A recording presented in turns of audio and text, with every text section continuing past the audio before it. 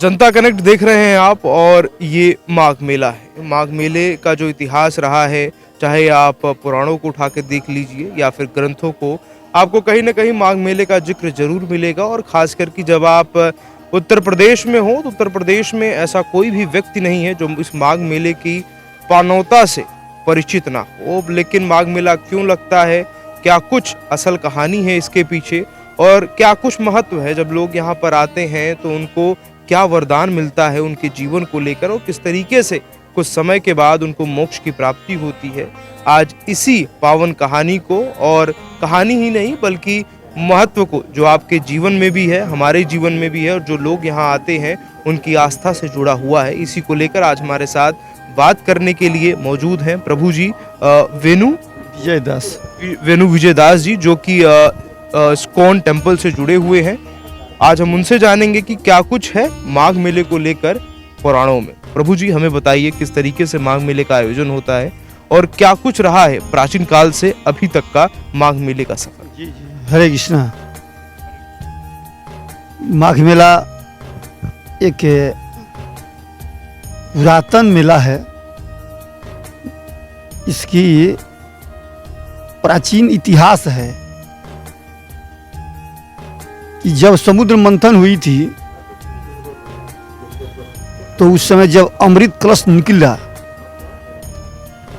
तो अमृत कलश को लेकर के इंद्र के लड़का जयंत भाग गए।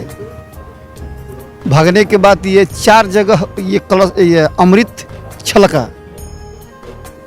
पहला तो ये प्रयाग, दूसरा हरिद्वार, उज्जैन और नासिक। तो इसका इसीलिए इसको एक अमृत महोत्सव भी कहते हैं। अमृत महोत्सव है। तो इसमें जो हमारे जो कल्पवास करते हैं लोग, कल्पवास करने का अर्थ ये है कि फिर इस संसार में, मटेरियल वर्ल्ड में वास नहीं करना है। यानी कि अब इसे भौतिक जीवन से छुटकारा मिल जाएगी और हम भगवत धाम या मोक्ष की प्राप्ति हो जाएगा। इसी के उद्देश्य लेकर के लोग यहाँ, इतनी ठंडी में, कड़ाके की ठंडी है और ये गंगा मैया का रेत है, इसमें लोग अपना कल्पवास करते हैं लोग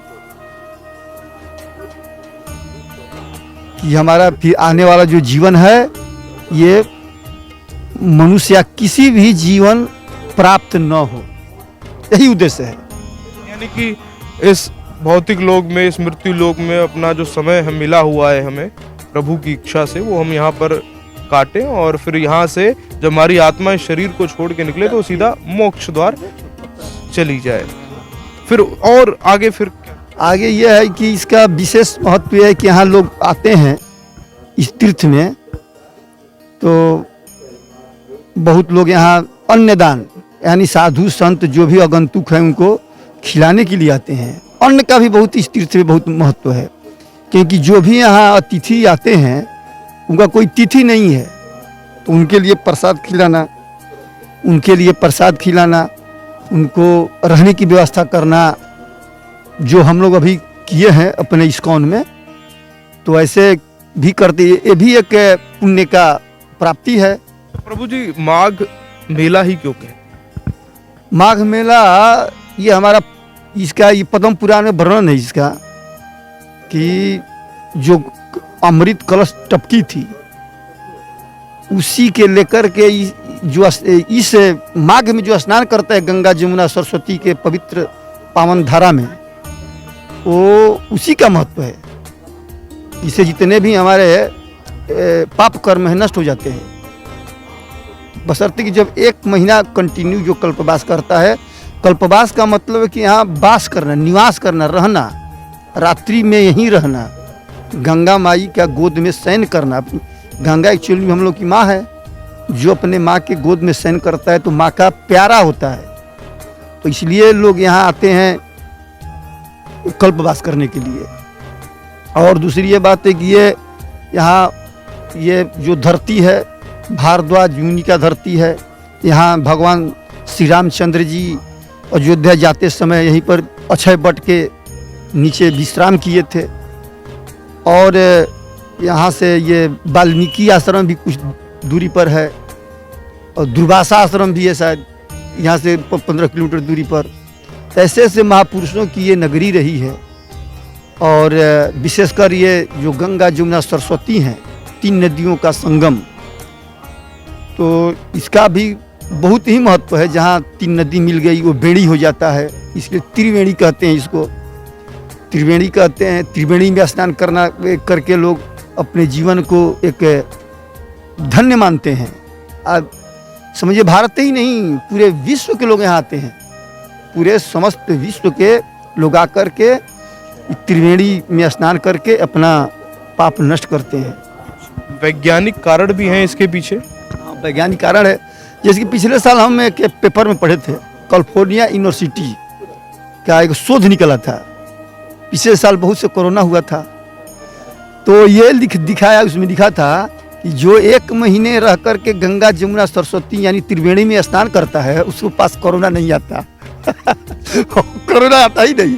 अब बात हकीकत सही है कि जितने भी हमारे कल्पवासी हैं, करीब 20 लाख लोग हैं, किसी का कोरोना नहीं हुआ। ऐसा लोग सोचते हैं, फिर आए हैं वो लोग, इतना भी देर कोरोना मार कोरोना चिल्ला रहे लोग, लेकिन कोरोना कोई डरा नहीं। सब लोग यहाँ हैं। और सुबह 4 बजे से लेकर 6 बजे के अंदर सब लोग गंगा स्नान कर लेते हैं। स्नान करके अपना जो भी पूजा पाठ भक्ति करते हैं लोग। तो ये भी एक माने वैज्ञानिक कारण है कि जो नदियों के पास रहने से, नदियों में स्नान करने से कुछ ऐसा भी इम्यूनिटी स्ट्रांग होता है, ऐसा भी कुछ? ये तो है ही, इसलिए कि जो हम लोग स्नान करते हैं ये नदी में, इसका जो जहाँ से इसका उद्गम है गंगा जमुना सरस्वती का, वो वहाँ से जितने भी जड़ी बूटियाँ सब मिलकर आता है, तो औषधीय तो है, औषधि है, उसमें स्नान करते हैं लोग। स्नान करते हैं तो आरोग्य मुक्त होते हैं, आरोग्य हो जाते हैं।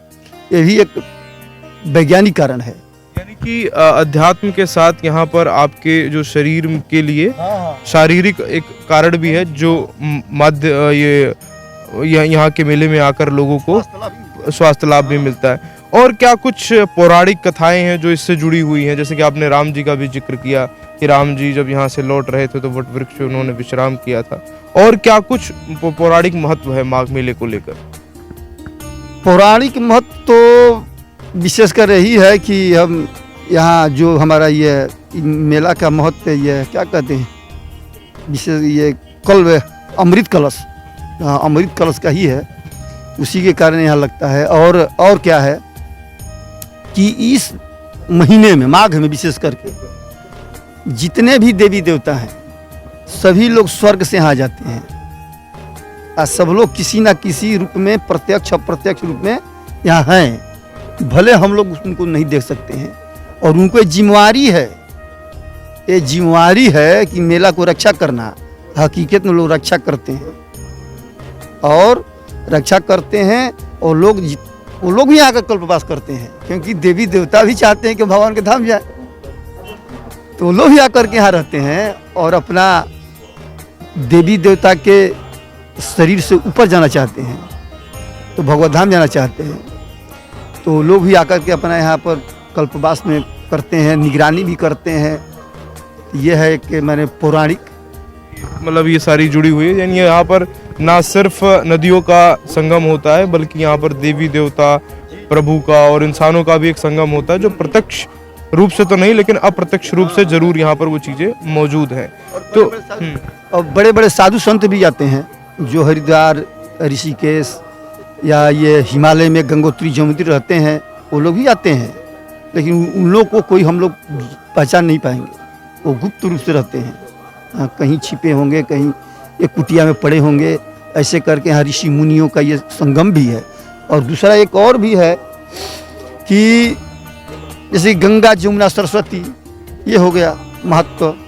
और दूसरा यहाँ विद्वान इस समय आते हैं, तो सरस्वती हो गए, गंगा जमुना हो गई, और विद्वान जब आ गए ये सरस्वती हो गए। इसमें और माने एक 4 चंद्र लग जाता है। जहाँ जहाँ जाइएगा, जिस कैंप में जाइएगा, उस कैंप में सरस्वती बह रही है, गंगा, सरस्वती की गंगा बहती है, विद्वानों की धारा प्रवाह, कथा प्रवचन चलता है। ये भी एक महत्व है। सरस्वती का ये भी एक मान्यता है कि सरस्वती हैं। अच्छा, माघ मेले में प्रभु जी मतलब कौन कौन सी वो तिथियां रहती हैं जिन पे स्नान करना काफी पुण्य माना जाता है? पहला तिथि होता है ये पौष पूर्णिमा, दूसरा हो गया आपको ये मौनी अमावस्या, तीसरा हो गया ये बसंत, और चौथा माघ पूर्णिमा। ये 4 तिथि मुख्य तिथि है। इस विशेषकर ये यहाँ का तिथि, जो इस तिथि में स्नान करते हैं लोग, उनको कुछ और विशेष लाभ है। इस तिथि में बहुत ही भीड़ होती है। चारों तिथि में बहुत यहाँ भीड़ लगती है, माने पुलिस भी कंट्रोल करने में असमर्थ हो जाती है। ये तिथि को जो स्नान करने वाले लोग, वो दूर दूर से लोग आते हैं। यहाँ के तो लोग हैं ही, एक्स्ट्रा लोग और आ जाते हैं। एक चीज़ और रहती है कि हमेशा जब भी हम लोग यहाँ पर आते हैं तो ये चीज़ जानना चाहते हैं कि पहले जिस तरीके से माघ मेले का जब शुभारंभ हुआ था, यानी कि पहली बार माघ मेला कैसे लगा था और कौन कौन से ऋषि थे, क्या कुछ कहानी थी उसको लेकर, वो हमें ज़रा बताइए। और वर्तमान में किस तरीके से वहाँ से लेकर आज तक बदलाव आया है, उसके बारे में भी थोड़ा सा हमें बताइए। पहले तो ये भारद्वाज मुनि इसको शुरू किए थे, और इसके बाद में यहीं के बगल में तो आप अभी बताए आपको कि दुर्वासा मुनि आश्रम है। ये सारे ऋषि शुरू किए, लेकिन इस ऋषि को शुरू किए हमारा ऋषि परंपरा ही है। ये ऋषि परंपरा है। फिर धीरे धीरे इसको, पहले कुछ यहाँ नहीं रहता था, अभी तो हमारे बहुत मॉडर्नाइज हो गया है, देख ही रहे हैं। माने सिर्फ एक कुटिया लगा करके और ढिबरी जला करके और गंगा का पानी लेकर के उसी से नहाते थे लोग, उसी से खाना बनाते थे और फिर रात्रि विश्राम करते थे। लेकिन धीरे धीरे करते करते अब सुविधावादी आदमी हो गया, और आज भाई की मैंने बिजली, पंखा, हीटर तक लाते हैं लोग। और यहाँ मेला का एक मैंने मॉडर्नाइज हो गया। अब तो तपोस्थली थी, दूसरे ढंग का हो गया। ये तपोस्थली और नहीं जैसा है, नहीं, एकदम एज इट इज घर है। हमारे कैंप जाकर देख लीजिए, सारे रूम देखें, एकदम फर्स्ट क्लास वीआईपी बना है। ये सूट कोचेज देख रहे हैं। लेकिन तब भी कली के लोग का उतना क्षमता नहीं है, लेकिन तब भी इसका बहुत बड़ा महत्व है। ऐसे हमारे पुराणों में वर्णन। आप कहीं ना कहीं इस चीज़ को मॉडर्नाइजेशन हो रहा है, एक अच्छी बात है कि लोगों को सुविधा वगैरह मिलती है। लेकिन जिस भाव से लोग पहले आते थे, तो क्या उस भाव में आपको कमी देखने को मिलती है या फिर अभी भी वही भाव बरकरार है? एक्चुअली देखिए, ये कई लोग पिकनिक मनाने तो नहीं आने लगे। कुछ लोग हैं भी, कुछ लोग हैं भी, लेकिन हमारी जो आत्मा है, भारत की आत्मा गांव में बसती है। जब वहाँ से आप किसी स्नान पर्व के आइए और देखिए क्या आस्था है। ठंडी पड़ी रहेगी, सर पर गठरी है, पुआल है, और उसमें लोग चले आ रहे हैं बिना निमंत्रण का। ये गंगा मुझे किसी निमंत्रण नहीं दी है, बिना माने एट रैंडम सभी लोग आ रहे हैं, सभी लोग आ रहे हैं। और ये इतनी भीड़ होती है, पता नहीं कहाँ चली जाती है भीड़। अभी आपने कहा कि मतलब गांव देहात से लोग यहाँ पर आते हैं, तो क्या मैं ये जान सकता हूँ कि मतलब माघ मेले का जो प्रचार प्रसार है, यानी कि किन किन लोगों में ये लोग ज़्यादा महत्व देते हैं भारत में, किन किस राज्य में जो लोग इससे जुड़े हैं? हाँ, ये जो महत्व इसका है अभी अपना, विशेषकर ये उत्तर प्रदेश और बिहार, मध्य प्रदेश, और कुछ जो अपने यहाँ के लोग गए हैं, वहाँ के लोग को भी जागरूक करके यहाँ लोग आते हैं। जैसे गुजरात हो गया, मुंबई हो गया, इसके बाद में महाराष्ट्र हो गया, और माने कुछ बंगाल के भी लोग आते हैं। माने करीब करीब हर राज्य से लोग आते हैं। जहाँ जहाँ बात फैल रही है, जहाँ जहाँ जागरूकता फैल रही है, वहाँ वहाँ से लोग अब यहाँ पर आना शुरू हो चुके हैं। लेकिन मेनली देखा जाए तो ये उत्तर प्रदेश, बिहार, इन सब लोगों के लिए ज़्यादा महत्व रखता है। और हम लोग अभी देख रहे थे, यहाँ पे जब घूम रहे थे तो हम लोगों ने देखा कि लोगों ने बड़ी छोटी छोटी कुटिया सी बना रखी है। मतलब किस तरीके की व्यवस्था रहती है ये, और क्या कुछ रेट्स वगैरह रहते हैं अगर आपको पता है तो? देखिए, यहाँ तीर्थ पुरोहित हैं। तीर्थ पुरोहित का अर्थ है यहाँ जो पांडा लोग रहते हैं, तो छोटी छोटी आपको ये कुड़िया बनाए हैं और इसी में लोग आकर रहते हैं। उनका रेंट नहीं है, कोई रेंटेड नहीं है। उनका जो स्वेच्छा से दान दे दें वो वही लेते हैं लोग, और उनको 2 दिन, 4 दिन, 10 दिन रहने की सुविधा प्रदान करते हैं, उनको सुरक्षा देते हैं। तो ये कोई इसका वो रेंट नहीं है, दान स्वरूप होता है। और जो लोग आते हैं वो उनको खुद से अपना खाना वाना बनाना होता है, वो सारा खर्चा उन्हें खुद ही अपना निर्वहन कर। विशेषकर खाना बनाने की कोई जरूरतें नहीं है। खाना बनाने की कोई जरूरत नहीं है, यहाँ इतनी भंडाराएं चलती हैं कि कोई खाने बनाने की जरूरत नहीं। सब लोग कहीं ना कहीं भगवान के गंगा माई खिलाती हैं, तो गंगा माई खिलाती हैं तो लोग खाते हैं। हाँ, ऐसी करते हैं। अब अंतिम सवाल हमारा ये भी रहेगा और हर कोई जानना चाहता है, खास करके जो ये वीडियो वगैरह देख रहा है, कि इस्कॉन की तरफ से क्या कुछ व्यवस्थाएं यहाँ पे रहती हैं? अगर कोई यहाँ पर आए वो किस तरीके से इस्कॉन के इस कुटिया में पहुँच सकता है? और जैसे आपने कहा कि 1 महीने तक माघ मेले में कल्पवास करना बहुत ही स्वास्थ्य के लिए भी और अध्यात्म के लिए भी बहुत उचित माना जाता है, तो कैसे इस्कॉन से जुड़ के और यहाँ पर आके वो ये पूरा महीना यहाँ पर भी जाता है? जैसे इस्कॉन से जुड़ते हैं, विशेषकर हम लोग से जो जुड़े होते हैं वही हमारे कैंप में आते हैं और यहाँ पर 1 महीना रहते हैं लोग। और चार्जेस वगैरह भी लिए? चार्जर नहीं लेते, चार्जर कोई नहीं लिया जाता। अब लेकिन जो खर्च है तो भैया इस्कॉन कोई कमाऊ सोसाइटी तो है नहीं, इस्कॉन को कोई फैक्ट्री से चलाती नहीं है। इन्हीं लोग से धन देते, उसी से इन लोगों को सेवा करते हैं। और हम लोग भंडारा कराते हैं, बहुत बड़ी बड़ी भंडाराएँ कराती है। 23 तारीख को एक हमारा भंडारा है, 5000 आदमी का प्रसाद बनेगा उसमें, और 2000 आदमी बैठकर खिलाएंगे, 3000 रोड पर बैठाकर खिलाएंगे, ये बांट कर खिलाएंगे। कितने लोगों के रहने की व्यवस्था है अभी? यहाँ करीब मानकर 100 लोगों की रहने की व्यवस्था है। हाँ, तो लोग यहाँ पर आके परिवार के साथ भी रह सकते हैं या फिर कैसे? बिल्कुल बिल्कुल परिवार के साथ रह सकते हैं, परिवार के साथ एकदम आराम से, फर्स्ट क्लास, कोई असुविधा भी नहीं है।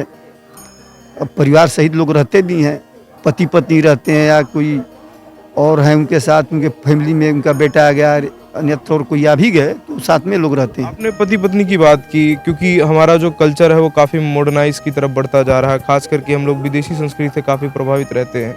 तो एक सवाल जो सभी के दिमाग में रहता है, मैं चाहता हूँ कि खुलकर आपसे पूछूं कि जब पति पत्नी आते हैं तो मतलब क्या संबंध बनाना उनको अलाउ होता है इस दौरान, या फिर उनको दूरी बना के मतलब जब क्योंकि एक ही जगह पे रह रहे तो दूरी बना के रखने की पूरी वो होती है? नहीं, ऐसा नहीं है, संबंध बनाना माना है, क्योंकि यहाँ ये व्रत है, 1 महीने का व्रत है। तो व्रत में ऐसा काम नहीं करना चाहिए, अपवित्र हो जाता है आदमी। ये काम नहीं करते हैं लोग, अपना 1 महीने माने अलग अलग बेड पर सोते हैं। पति पत्नी ये कोई जरूरी नहीं रहे तो संबंधे बना ले, ऐसी बात नहीं है। ये अलग रहते हैं और रह करके भगवान का भजन करते हैं। यही एक माने ब्रह्मचर्य का व्रत है ये। हाँ, ब्रह्मचर्य का व्रत लेकर यहाँ लोग आते हैं, उसको भली भांति लोग पालन करते हैं। ये है। ठीक है, तो प्रभु जी हमें अंत में ये बताइए कि अगर कांटेक्ट करना हो कि यहाँ पर कि कैसे कांटेक्ट करे एक आम आदमी, अगर जो इस वीडियो को देख रहा है वो कैसे आपसे जुड़ सकता है? ये हमसे माघ मेले में तो लोग तो यहाँ डायरेक्ट आ जाएंगे, आपका बोर्ड देखा आपके पास आ गया, आपने उनसे बातचीत कर लोगे। और जो लोग जैसे आपसे पहले पूछना चाहें कि यहाँ जगह खाली है नहीं खाली है, क्या कुछ व्यवस्थाएं हैं, क्या कुछ सुविधाएं हैं, या फिर किस तारीख को हम आए, किस तारीख को भंडारा है, क्या चीज़ें, तो कहाँ ये सारी चीज़ें उपलब्ध हैं, जानकारी है? तो हमारे इस्कॉन मंदिर के, इस प्रयागराज इस्कॉन मंदिर के वेबसाइट पर मेरा नंबर है, तो उस पर ले सकते हैं लोग। प्रयागराज इस्कॉन मंदिर के नाम से ही वेबसाइट है या फिर किसी और नाम? प्रयागराज इस्कॉन प्रयागराज के नाम से है, उसी पर ले सकते हैं। माघ मेले पे सारी जानकारी, ये सारी चीज़ें उपलब्ध रहेंगी। आपका बहुत बहुत धन्यवाद प्रभु जी कि आपने समय निकाला और हमें पूरी जानकारी दी, ना सिर्फ हमें बल्कि जो सुन रहे हैं उनको भी आपने माघ मेले को लेकर काफ़ी सारी जानकारियाँ दी। तो ये माघ मेला है और इसकी जो पौराणिक कथाएं थीं और क्या कुछ महत्व है माघ मेले को लेकर, और जब आप माघ मेले में आए क्या कुछ सावधानियां हैं जो आपको बरतनी चाहिए और क्या कुछ जिम्मेदारियां हैं, इसका क्या साइंटिफिक लाभ है और क्या आध्यात्मिक लाभ है, वो सब कुछ हमने आपको इस वीडियो में बताया, सुनवाया। आपकी क्या राय है, आप क्या सोचते हैं और आप अब कब प्रयागराज में आएंगे माघ मेला में, हमें लिखकर जरूर बताएं और देखते रहें जनता कनेक्ट ऐसी ही जानकारियों के लिए। धन्यवाद।